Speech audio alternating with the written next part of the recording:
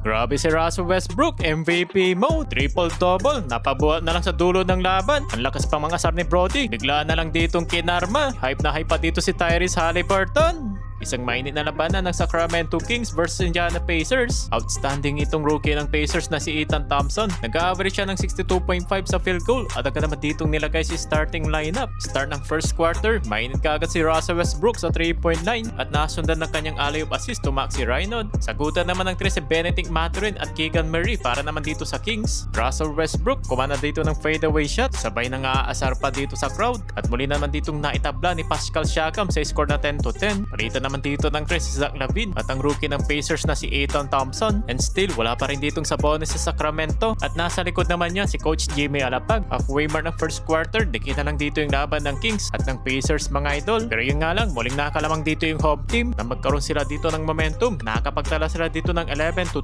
run. First field goal naman dito ng DeRozan kontra kay Siakam at Garrison Matthews nakapagpukol naman dito ng 3 mula sa corner, and out of first quarter lamang dito ng 12 points ang Pacers, 35-23. Sa start ng second quarter, sinimulan dito ni DeRozan sa ilalim kontra kay Siakam. Agad na pa timeout dito si Coach Carline nang may baba nila dito sa 6-point lead after lang 3 nito ni Kean Ellis. Mukhang maganda yung ginawang timeout dito ng Pacers dahil nagkaroon sila dito ng magandang run at naibalik nila sa double-digit lead. Hype na hype pa si Haliburton, napapasuntok pa sa ere. Pinapangunahan dito ni Ryan Nembhard with total of 12 points. At heto, nalibre naman si Pascal Siakam sa kanyang transition dunk. Sabay na patawag ng timeout ang visiting team. Masayang masaya yung crowd. After ng timeout, sinimulan dito ni Brody ng kanyang magandang assist at nakapag-draw ng foul ang 37 years old na si Westbrook. Nagkalabuan naman dito ng depensa ang Kings nang malibre dito ng 3 points si Benedict Mathurin. Sa play naman nito, nakalusot naman sa kanya si Russell Westbrook. Yun nga lang, hindi maganda yung ginawa dito ni Mathurin at natawagan dito ng flagrant foul after review ng officials. And after nyan, nakabawi naman siya dito ng 4-point play opportunity kontra kay Malik Monk na hindi makapaniwala at na-maintain lang dito ng Indiana Pacers yung kanila ditong double digit dahil nakakasagot sila sa mga basket ng Sacramento Kings. Kumana naman dito ng first 3 points si Pascal Siakam at sa final seconds nakapagpabol pa si DeRozan ng kanyang fadeaway shot at ni Andrew Nembhard ng kanyang driving scoop layup. Up by 15 points pa rin dito ang Indiana sa 66-51 halftime. Entering of the third quarter, sinimulan dito ni DeRozan ng kanyang mid-range jumper. Andrew Nembhard, naiwan naman dito yung depensa ni Keegan Murray at nasundan dito ng driving layup ni Pascal Siakam na may 15 points, 6 out of 11 sa field goals. Habang sa kabila, leading scorer naman dito si DeMar DeRozan na may total of 14 points. Kumana naman dito ng pangalawang 3 points ang rookie ng Pacers at nakapag-tip dito ng bola na nauwi sa fast break points si Nembhard at dito napatawag ng timeout ang visiting team. Pagkatapos naman dito ng timeout, Zach LaVine bumitaw naman dito ng 3. Back-to-back basket naman dito si Pascal Siakam para naman sa opensa ng Indiana. Sa play naman nito, na-steal naman siya dito ni Westbrook.